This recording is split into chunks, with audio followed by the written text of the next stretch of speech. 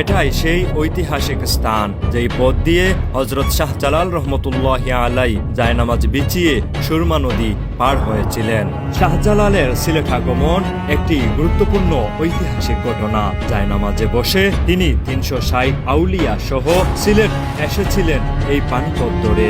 রাজা গৌরগোবিন্দের শাসনামলে সিলেটে বসবাস করত বুরহানুদ্দিন নামে একটি মাত্র মুসলমান পরিবার। গরু কুরবানির অপরাধে রাজা গৌরগোবিন্দের নির্দেশে বুরহানুদ্দিনের একমাত্র পুত্র সন্তানকে নিজ হাতে হত্যা করেন এবং বুরহানুদ্দিনের ডান হাত কেটে ফেলেন। এসব দৃশ্য দেখে গাজী বুরহানুদ্দিনের স্ত্রী মারা যান। সে এক লম্বা ইতিহাস।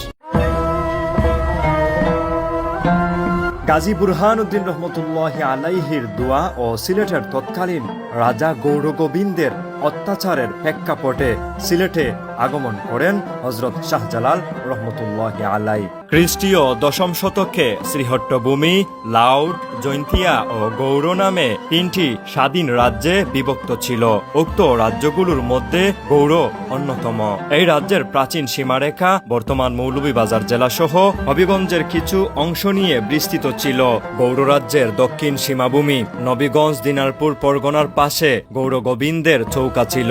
এখান থেকে শাহজালাল ও তার সফর সঙ্গীদের উপর অগ্নিবাণ প্রয়োগ করেছিল সীমান্তরক্ষীরা, কিন্তু মুসলমান সৈন্যদের কিছুই হয়নি। কালো জাদু এবং বিভিন্ন কলা কৌশল করে সৈন্যদের প্রতিহত করার চেষ্টা করে গৌরগোবিন্দ, কিন্তু কোনো কিছুতেই কাজ হচ্ছিল না। এটা দেখে রাজা গৌরগোবিন্দ বীতশ্রদ্ধ হন। হযরত শাহজালাল রহমতুল্লাহি আলাইহি যখন সিলেটে প্রবেশ করতে সুরমা নদীর পাড়ে অবস্থান নেন, তার আগেই রাজা গৌরগোবিন্দ সুরমা নদী থেকে সকল প্রকার নৌকা তুলে নেয়।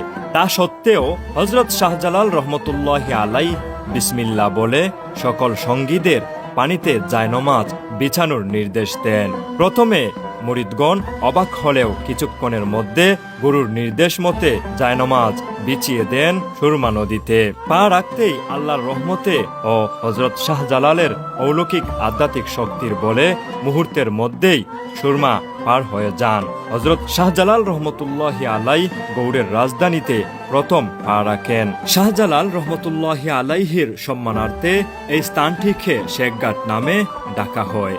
শাহজালাল রহমতুল্লাহি আলাইহি নদীর তীরে উঠেই আল্লাহর শুকরিয়া আদায়ের উদ্দেশ্যে তার শিষ্যদের নিয়ে এখানেই শুকরানা নামাজ আদায় করেন। ও যে যেটা দেখলাম ও ভিডিও দিয়ে শাহজালাল রহমতুল্লাহ আলাইহি সুরমা নদীর থেকে উঠছিল।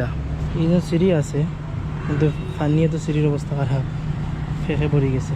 সিলেট শহরে এই স্থানে পা দিয়ে প্রবেশ করেন। ওনার সম্মানার্থে এই স্থানটিকে শেখঘাট নামে ডাকা হয়। বন্ধুরা, দেখছেন সিলেটের ঐতিহাসিক সেই শেখঘাট। ওয়ালাইকুম রহমতুল্লাহ। আজকে এই প্রথম দেখলাম এই জায়গাটা। অনেকদিন জানছি যে শাহজালাল রহমতুল্লাহ আলাইহি জায়নামাজের উপরে বর হরিয়া আল্লাহ রাব্বুল আলামিনে আল্লাহর অলির কারামতি জায়নামাজের উপরে জায়নামাজ ফানির মধ্যে বিছাইয়া এই যে ঘাট পার হয়েছেন, সুরমা নদী পার হয়েছেন। আজ প্রথম দেখলাম, দেখে অনেক ভালো লাগে যে একটা অনেক দিনের পুরনো ঐতিহ্য এটা। আজকে আমরা আইলাম, আমি রায়হান ভাই সহ আমরা ঘুরলাম, অনেক ভালো লাগলো দেখিয়া।